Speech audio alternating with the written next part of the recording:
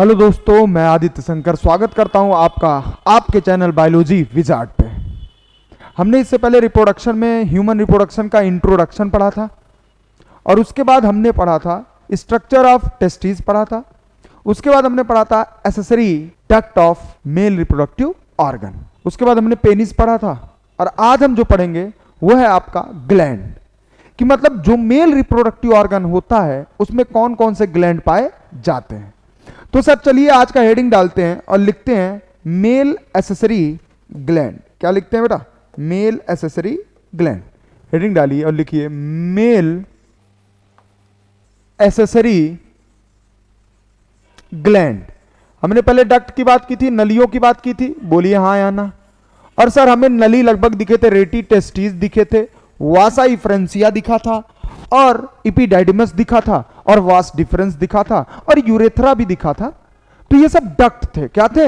Duct. Duct मतलब नली जिससे पास होके अपना स्पर्म आगे बढ़ता है। आज हम बात करेंगे जो अपना ग्लैंड है। ग्लैंड मतलब थैला होता है। क्या होता है? थैला। कि इन थैलों से क्या निकलता है और क्या निकल के आपकी स्पर्म में जाके मिलता है। क्योंकि आप सबको पता होना चाहिए कि जो स्पर्म होता है वो 10% होता है। कितना परसेंट होता है? 10। मात्र जो टेस्टिस से सेमनीफेरस ट्यूब्यूल के मेल जर्म सेल के द्वारा बनता है स्पर्म, वो मात्र 10% होता है।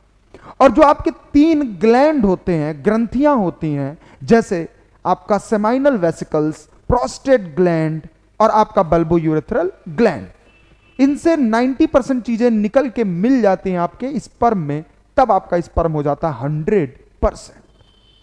अब सर समझिएगा, ये जो ग्लैंड होता है, हमने आपको 3 ग्लैंड पढ़ाया था। उसमें जो सबसे पहला ग्लैंड है वो है भाई साहब आपका सेमाइनल वेसिकल्स। कौन सा है? सेमाइनल वेसिकल्स है। ये बात तो समझ में आ गई होगी। सर बात सुनिएगा, ये जो सेमाइनल वेसिकल्स है ये एक थैले नुमा था। सबको याद होगा स्ट्रक्चर की, याद दिलाने की जरूरत है। अगर नहीं याद है तो हमारा पुराना लेक्चर देख लीजिए रिप्रोडक्शन का, उसमें दिख जाएगा। सर हमने ऐसा कुछ स्ट्रक्चर एक बनाया था, थैले नुमा, ऐसे करके बनाया था, ठीक सर। और ये आके मिल गया था आपके इजैकुलेटरी डक्ट और आगे यूरेथ्रा मिला ही था। अब हमने बोला इसके अंदर क्या क्या होता है पहले ये समझो। इसके अंदर म्यूकस भी होता है। क्या होता है? म्यूकस। और एक वाटर के जैसा एल्कलाइन फ्लूइड होता है जिसके अंदर फ्रक्टोज स्टोर होता है। और जो फ्रक्टोज होता है वो एनर्जी का काम करता है। किसके लिए? स्पर्म के लिए। तो सर हमने बोला इसके अंदर ये जो आप देख रहे हो ये एक वाटरी मतलब पानी के जैसा। अब म्यूकस भी है इसमें तो वाटरी मतलब पानी के जैसा होगा।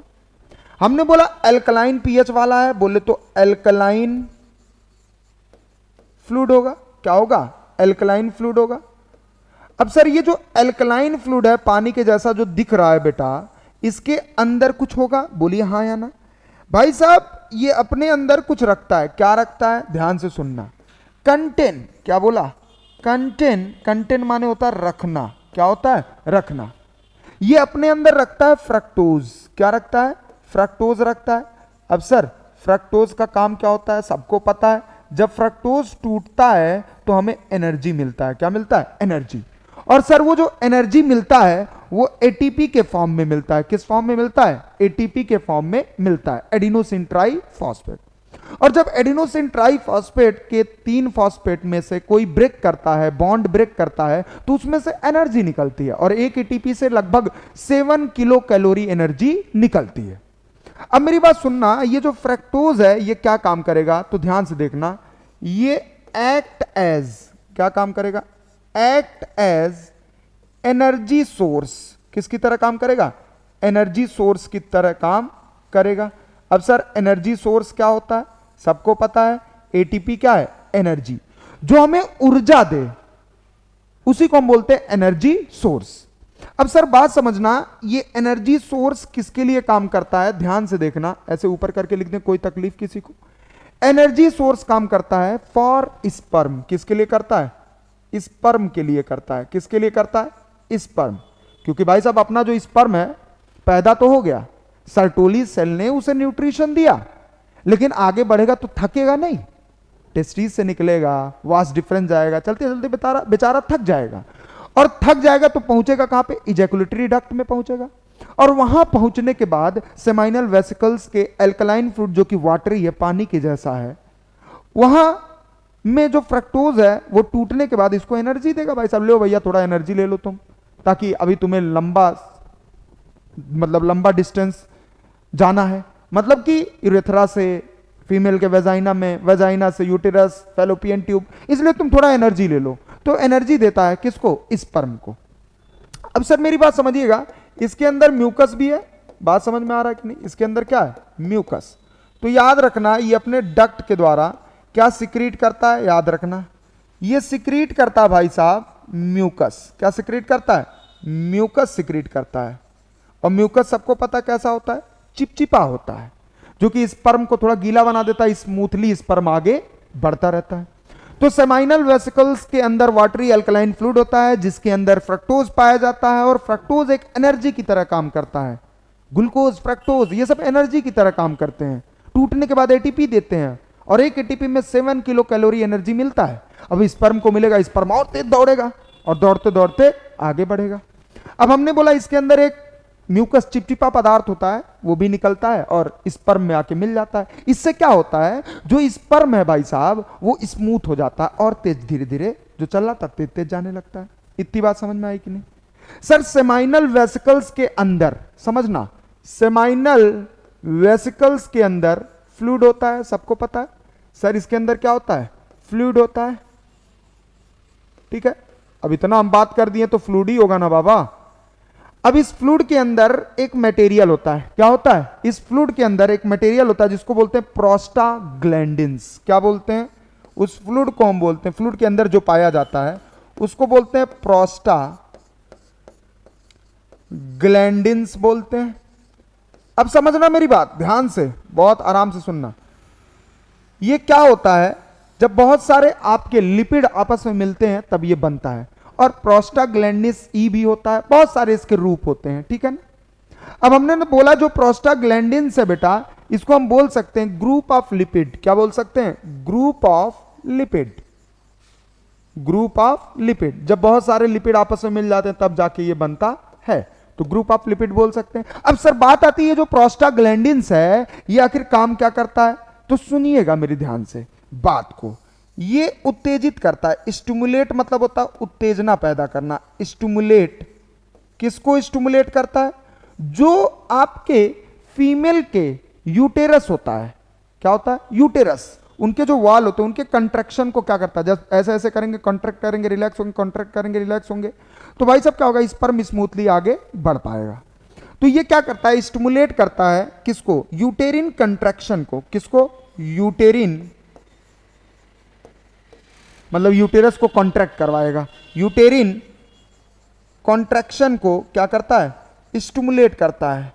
कौन स्टिमुलेट करता है भाई साहब, आपका प्रोस्टाग्लैंडिन्स। और यूटेरिन कंट्रैक्शन किस में होता है बेटा, फीमेल में। किस में होता है, फीमेल में होता है।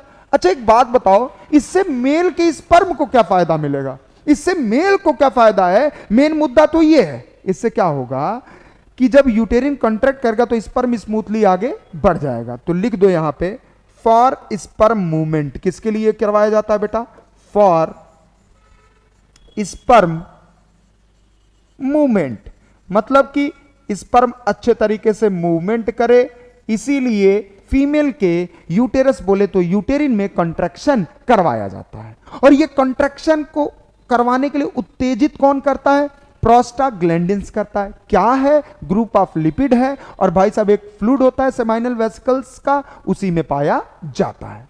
दैट्स क्लियर, पॉइंट क्लियर है, हाँ सर। अब समझिएगा मेरी बात को बहुत ध्यान से। ये जो आपका सेमाइनल वेसिकल्स है, क्या है, सेमाइनल वेसिकल्स, भाई साहब इसके अंदर क्या बोला, इसके अंदर कैल्शियम पाया जाता है। क्या पाया जाता है, कैल्शियम भी पाया जाता है, और कुछ एंजाइम भी पाए जाते हैं। क्या पाए जाते हैं, सर्टेन एंजाइम पाए जाते हैं। ये भी मदद करते हैं स्पर्म को, स्पर्म के मूवमेंट को मदद करते हैं, बहुत सारी चीजों में मदद करते हैं। तो हमने बोला कि सेमाइनल वेसिकल्स के फ्लूइड में क्या पाया जाता है, कैल्शियम पाया जाता है और कुछ एंजाइम पाया जाता है। तो हमने बोला कि ये जो आपका कैल्शियम और ये आपका कुछ एंजाइम जो है ये भी पार्ट होता है, आल्सो अ पार्ट ऑफ, भाग होता है, किसका भाग होता है, पार्ट ऑफ सेमाइनल प्लाज्मा। किसका भाग होता है, सेमाइनल प्लाज्मा का भाग होता है। ये बात समझ में आ रहा है कि नहीं आ रहा? और सर ये जो सेमाइनल प्लाज्मा है ये किसके अंदर पाया जाता है, सबको पता होना चाहिए, ये पाया जाता है सेमाइनल वेसिकल्स के अंदर। हमने बोला सेमाइनल वेसिकल, किस सेमाइनल प्लाज्मा में कुछ क्या पाए जाते हैं, कैल्शियम और कुछ एंजाइम पाए जाते हैं। Sir that's clear? अगर क्लियर हो तो आगे बढ़ते हैं। ये हो गया आपका सेमाइनल वेसिकल्स, जो ग्लैंड है इसका काम क्या है, और ये कैल्शियम और जो कुछ एंजाइम है ये भी स्पर्म में मदद करते हैं, स्पर्म को तंदुरुस्त बनाने में, स्पर्म को आगे भेजने में अलग अलग तरह से सपोर्ट करते हैं। सर अगला जो ग्लैंड है जिसको हम बोलते हैं दूसरा ग्लैंड, क्या बोलते हैं, दूसरा जो है उसको हम बोलते हैं प्रोस्टेट ग्लैंड। क्या बोलते हैं, प्रोस्टेट ग्लैंड बोलते हैं। अब सर समझिएगा मेरी बात को, ये जो प्रोस्टेट ग्लैंड होता है, अब बहुत ध्यान से सुनना। अच्छा एक बात बताओ, अगर आपसे पूछा जाए कि जो सेमाइनल वेसिकल्स होता है कितने पाए जाते हैं, ये भी इंपॉर्टेंट क्वेश्चन है भाई साहब, कितने पाए जाते हैं, तो सेमाइनल वेसिकल्स लिख देना, ये एक जोड़े में होते हैं, वन पेयर में। कितने होते हैं, वन पेयर। वन पेयर मतलब दो होंगे, एक इस साइड और दूसरा दूसरे साइड। अब मेरी बात समझना ध्यान से, जो आपका कौन सा है, प्रोस्टेट ग्लैंड है। कौन सा ग्लैंड है, प्रोस्टेट ग्लैंड। अगर इस ग्लैंड की बात करें तो ये जोड़े में नहीं होता है, ये अकेला एक होता है, वन। वन माने एक, मतलब सिंगल होता है, एक ही ग्लैंड, एक ही थैला होता है। लेकिन सेमाइनल वेसिकल्स के दो थैले होते हैं। अगर ये आया है आपका डक्ट तो उसके एक साइड इधर ऐसे होंगे, एक साइड दो होंगे, लेकिन ये एक ही लगा होता है। इतनी बात समझ में आ रही है सर? अब मेरी बात को ध्यान से समझना और पॉइंट लिखना। Point number first, point number first में क्या लिखेंगे आप सुनिएगा। हमने बोला ये सिक्रीट क्या करता है, मिल्की, क्या सिक्रीट करता है, सिक्रीट मिल्की। मिल्की मतलब होता है दूध के जैसा, व्हाइट व्हाइट, कैसा, व्हाइट, स्पर्म का कलर व्हाइट होता है हल्का। मिल्की एल्कलाइन फ्लूइड, क्या सिक्रीट करता है, एल्कलाइन फ्लूइड निकालता है। ये बात समझ में आया कि नहीं आया?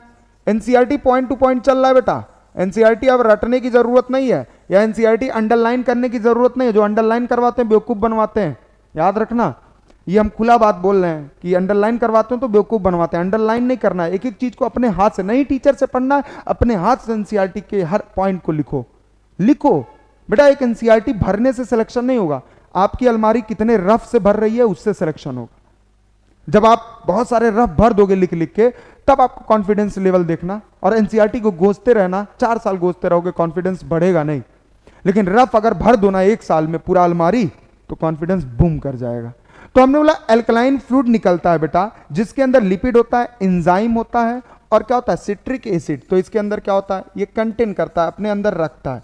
कंटेन क्या क्या रखता है, ध्यान से देखना, ये रखता है, एंजाइम रखता है, सिट्रिक एसिड रखता है, और क्या रखता है बाबा, और रखता है, ये लिपिड रखता है। तो याद रखना, लिपिड हमने क्या लिख दिया, लिपिड रखता है, एंजाइम रखता है, और क्या रखता है, सिट्रिक एसिड। क्या रखता है, सिट्रिक एसिड रखता है। समझ में आया कि नहीं? तो अगर आपसे पूछा जाए कि आपका जो प्रोस्टेट ग्लैंड है वो क्या सिक्रेट करता है, मिल्की एल्कलाइन फ्लूइड, जिसके अंदर क्या भरा होता है, लिपिड होता है, एंजाइम होता है, और सिट्रिक एसिड होता है। और भाई साहब ये कब निकलता है समझिएगा, ये रिलीज होता है। कब रिलीज होता है, रिलीज मतलब निकलना, release during ejaculation. Sir ejaculation मतलब क्या होता है समझिएगा, इजैकुलेशन। अब मेरी बात को बहुत ध्यान से समझना। सर जब कॉपुलेशन होता है, क्या होता है कॉपुलेशन, मतलब मेल का पेनिस फीमेल के वेजाइना में इंटर करता है। कॉपुलेशन के कुछ समय बाद क्या होता है कि स्पर्म जो होता है वो मेल के पेनिस से बाहर आ जाता है, और मेल के पेनिस से स्पर्म का बाहर आना ही होता है इजैकुलेशन। क्या होता है, इजैकुलेशन। या हम बोल सकते हैं कि स्पर्म का पेनिस से बाहर निकल जाना, हमारे बॉडी से अलग हो जाना, क्या कहलाता है, इजैकुलेशन कहलाता है। सर अगर इस स्टेप को आगे बढ़ाएं तो अगले पन्ने पे जाना पड़ेगा। इतनी बात आपको समझ में आ गई होगी, स्क्रीनशॉट लीजिए, आगे बढ़िए। क्या करता है कि जब ये पेनिस से निकल के वेजाइना में जाता है, किस में जाता है, पेनिस से निकल के वेजाइना में जाता है, तो समझिएगा क्या होता होगा। असल बात, वेजाइना जिधर से यूरिन भी निकलता है वही रास्ता है, मतलब वेजाइना रास्ता तो दूसरा होता है लेकिन उसी सरफेस पे आता है, होते हुए तो उधर ही से आता है, निकलता उधर ही से। भले पॉपुलेशन के लिए अलग होता है, यूरिन के लिए अलग होता है, लेकिन कहीं ना कहीं वहां पे भी यूरिन एसिडिक माहौल हो जाता होगा। तो हमने बोला जब ये एल्कलाइन फ्लूइड, बोले तो इंजाइम, बोले तो लिपिड, बोले तो सिट्रिक एसिड निकलते हैं, तो ये वाटरी फ्लूइड जो होता है वो न्यूट्रलाइज कर देता है। क्या कर देता है? न्यूट्रलाइज। न्यूट्रलाइज मतलब अगर एसिडिक है तो उसको क्या कर देगा? न्यूट्रल कर देगा। न्यूट्रल मतलब जानते हो, H2O वाला मात्रा 7 pH कर देगा। तो न्यूट्रलाइज दी एसिडिक मीडियम, क्या कर देगा? एसिडिक जो मीडियम है, माहौल है, उसको क्या कर देगा? न्यूट्रलाइज कर देगा। और सर एसिडिक मीडियम किसका था? एसिडिक माहौल किसका था? वेजाइना का। किसका था? वेजाइना। तो लिख दो एसिडिक मीडियम ऑफ वेजाइना। ये बात समझ में आ रही है कि नहीं आ रही है? वेजाइना का एसिडिक मीडियम था। क्यों था? यूरिन भी निकलता है, रास्ता भले दूसरा लेकिन सरफेस पे तो लग ही जाता होगा। तो हमने बोला और भी रीजन हो सकते हैं कि एसिडिक मीडियम हो, सिर्फ वही एक रीजन नहीं है, और भी रीजन हो सकते हैं कि माहौल वहां का कैसा हो? एसिडिक मीडियम हो। अब क्या होगा, जब इसका एसिडिक मीडियम न्यूट्रलाइज होगा तो स्पर्म क्या होगा? जल्दी से स्विम करेगा। तो एसिडिक मीडियम को क्या कर देगा? जैसे ही न्यूट्रलाइज करेगा, क्या करेगा? न्यूट्रलाइज, मेकिंग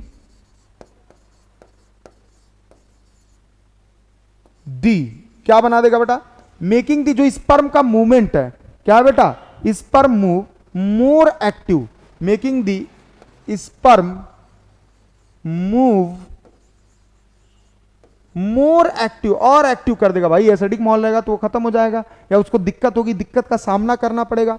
मोर एक्टिव, और एसिडिक मीडियम को हटा देगा, न्यूट्रलाइज कर देगा, तो भाई साहब एक्टिवली वो क्या कर सकता है? मोर एक्टिव टू स्विम, आसान तरीके से वो स्विम, तैरते हुए आगे बढ़ सकता है। ये बात समझ में आई कि नहीं? तो हम क्यों वेजाइना के एसिडिक मीडियम को न्यूट्रलाइज करते हैं? ताकि हमारा स्पर्म और बेहतर तरीके से स्विम करके फैलोपियन ट्यूब तक पहुंच पाए या यूटेरस तक पहुंच पाए। और इस एसिडिक मीडियम वेजाइना का जो होता है, इसको न्यूट्रलाइज कौन करता है?